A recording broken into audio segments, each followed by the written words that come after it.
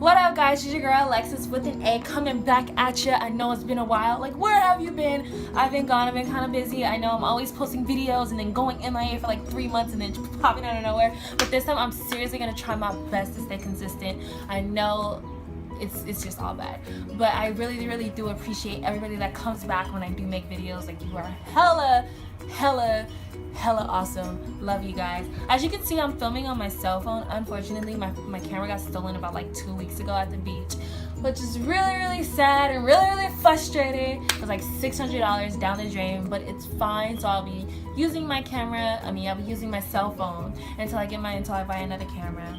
And if you're the person that stole my fucking camera, you're a fucking asshole. Because what the hell are you gonna do with my camera? I guess sell it, but anyways, let's get right into it. So for those of you who don't really know me, I do go to a community college. I go to Santa Monica Community College, to be specific, after getting my acceptance to Cal State University of East Bay revoked like a month before, which is a whole nother story to itself, which one day I might tell you guys. So anyways, I go to Santa Monica Community College, and this is actually my last semester at Santa Monica. I love Santa Monica, and it's gonna be my last semester because I am transferring. So in fall 2017, I will be at a 4-year university. Woo! I know it's been a long road, and I actually was able to transfer within 2 years. And a lot of people are able to transfer within 2 years, and a lot of people aren't. And I always get asked, like, when I'm in school and I let people know, like, oh yeah, this is my last semester, I've been here for 2 years, they're always like, what the hell, how the hell did you transfer in 2 years? Like, what is it that you did? And I thought, like, why not make a video kind of just giving you guys like 5 tips about how to transfer within community college, how to transfer in community college within 2 years, because it is really hard, and it does take a lot of dedication and a lot of time and a lot of like knowing stuff. And I really went into the situation not knowing much and kind of just on my own trying to figure things out, but I knew I was determined to transfer within 2 years, and I was able to do it. So I thought I'd give you guys some tips that maybe I didn't even take myself that I wish I would have, which would have made my transfer process a lot more better and a lot more easier. So that's what this video is about. So let's get into it.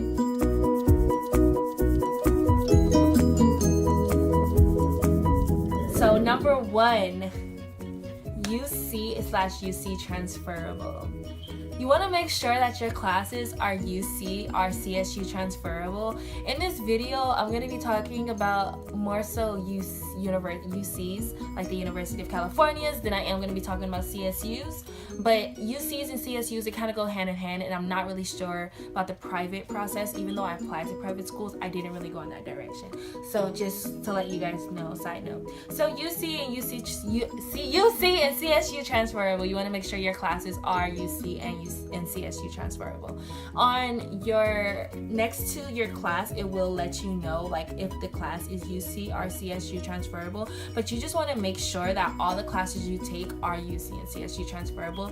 You don't want to take a class that isn't even going to go towards your unit, because that is like your units of transferring, because that's not even going to like matter. Like, it's not going to really, it's just going to be wasting time for the process, because that's like 3 or 2 or 1 units that could have went towards the 60 units you need by the end of the 2 years. So you definitely want to make sure that all the classes you take are going to be CSU and UC transferable. And I know that remedial classes are not UC or CSU transferable, which I will be talking about in step 5, more details about how to like get through your remedial classes. But yeah, definitely you want to make sure that they are going to count towards your 60 units.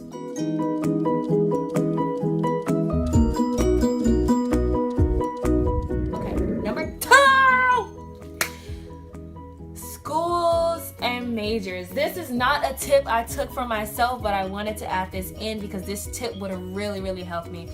So when I entered my community college, once I entered Santa Monica Community College, I did not know what my major wanted to be. I had an idea. I kind of wanted to go into political science, psychology. I was kind of everywhere, and I didn't know what school I wanted to go to. Till this day, I still do not have a dream school, and I still do not know what school I want to go to, which is why I applied to so many schools, and I have so many different majors at each school. I literally applied with 4 different majors. But I feel like the transfer process is way easier if you know what you want to major in and if you know what school you want to go to. Sorry, that's my bunny in the back. If you know what school you want to go to and what you want to major in, it helps the transfer process so much better, because each school has their own pre-majors for that major, and pre-majors are so important into getting into the school you want to get into. They really like taking consideration if you finish all your pre-majors and your underdivision classes when you're about to transfer. And each school has different like pre-majors. It's not like all the UCs or all the Cal States or all the universities have the same pre-majors. Like for one major, one school might have 3 pre-majors, another may have like 10, and they're all not always like the same classes. So for me, for instance, I didn't know what major and I didn't know what school I wanted to go to, and so I had to do so many pre-majors, and I didn't finish a lot of my pre-majors. I think I finished like 2 out of the 4 majors that I applied for, I finished the pre-majors. So for 2 of the majors that I did apply for, I did not finish the pre-majors, which really hurts my chances into getting into the schools that I applied for. So you really definitely, I feel like it's very helpful if you know what major you want and what school you want to go to, so you can focus on those pre-majors. Even if it's like 3 dream schools that you have, you can focus just primarily on those 3 like schools and their pre-majors and accomplishing all of those. So yeah, that's very helpful.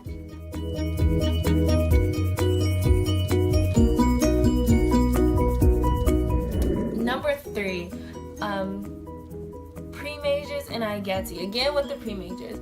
So for me, I did want to be IGETC certified. You don't have to be IGETC certified. You do not have to finish your IGETC to transfer. But for me, I did want to finish my IGETC because I do want an AA degree.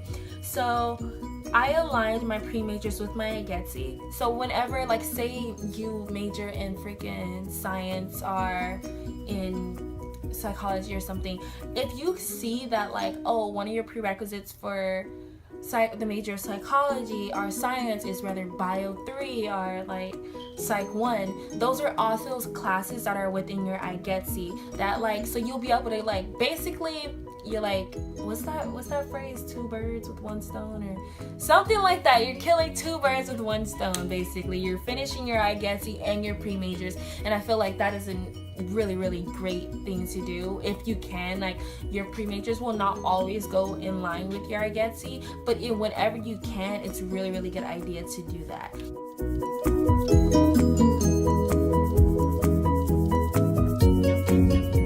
Number 4, units. Everybody has a problem with units. So for Cal States and for UCs, you need 60 units by the time before the semester, basically the semester before you're going to transfer. So by the end of this semester, end of spring 2017, I need 60 units. 60 units. The average like number of units per class is about 3 units. So you can see how that can be like, what the heck? So there's actually 2 ways to go about the 60 unit things. You can rather be in school for like literally a whole 2 years, doing fall, spring, winter, and summer. There's 4 semesters you can do. Winter and summer are like more short-term semesters, and a lot of people do winter and summer classes. I need a break. I cannot be in school for a whole year straight. Like, that will drive me freaking bananas. So I did not do that route. I did not go for all of the semesters. I did it 1 year, my first year. I did winter, but I did not do summer. I didn't do the summer before nor the summer after, but I did do winter. And even from fall, winter, and spring, that was really like draining to me. Like, it was just, I'm sorry, I have hair all over my face. So it was really draining for me, even going from fall, winter to spring. So I did not do that. Like, I could not do summer too. Like, that was just no. But I did do the maximum units. So think of it like this. If I'm going to be doing fall and spring and I need 60 units, how many units should I take a semester? Math time. So my end goal is 60. So, and I have four semesters to get to 60. 60 divided by 4, I kind of basically 15 units a semester. So basically you do 15 units a semester, which seems like a lot because the minimum full time is about 12 units. So if you do 15, it's about 12 units. So that means you're adding a whole nother class, which means 5 classes a semester, which may not sound like a lot, but it's a lot. So doing 5 classes a semester would get you to 60 units. My first semester I did the minimum, I did 12 units, and then for winter I did 6, and then after that from spring onto now I've done 16 to 15 units, and I have not went to winter. I didn't go to last summer and I didn't go to this winter. So right now I wasn't 18 but I dropped so many classes. I dropped 1 class but I'm still extra. But I am currently in 15 units, and that is basically what I did. It's some may say like it's really hard, like why would you do 5 units, but at the same time, why would you be in school for a whole year? Like what the hell?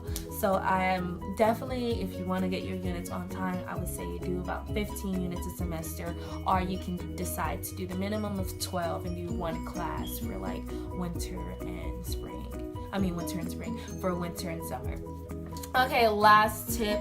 I wanted to definitely talk about remedial classes. When I entered into Santa Monica College, I actually placed in college level math, but I did not place in college level English, which is really weird because I suck at math and I'm way better at English. But anyways, I did place into college level math, but not college level English. I don't know why I just repeated myself, but moving on. So I was about 2 classes behind English 1, which is the college level English. So I needed English 21A and 21B. So I end up actually being really, really cool with my professor. Not really, really cool. Like it wasn't like we were best friends or anything, but I made it obvious that I was busting my ass. Like after every paper, I went to him and I talked to him about the paper. I let him know that I really, really, really wanted to, because for English, specifically for my class, for English 21A, you take this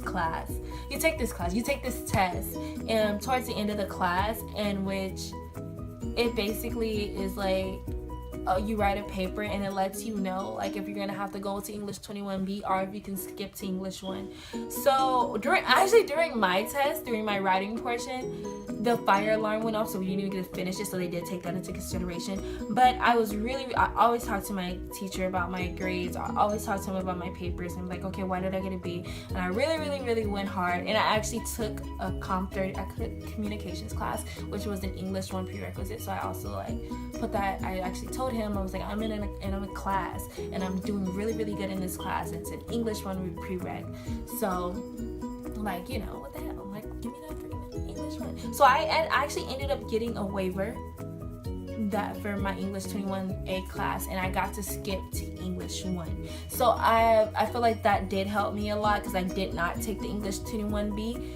And for remedial classes, I feel like that's another thing that kind of helped me with not having to wait longer than expected, because I didn't have that much remedial classes. I had 1, but I would suggest, if you don't make it into college level English or math, I would suggest retaking the test and just studying your ass off and then retaking the test instead of going the remedial classes route. But if you really feel like you need those remedial classes, just take them. Like, it's really not a big deal if you do not finish community college within 2 years. Like, it's kind of like there's so much that I missed and so many opportunities that I wish I could still have if I would have stayed at Santa Monica for longer.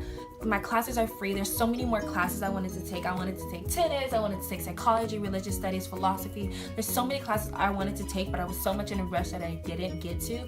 And my major is not even something I know for sure that I want or I'm into, because I was just like, let me pick a major so I can just be dedicated to this and be determined to this. So I feel like not transferring in community college within 2 years is not a big problem.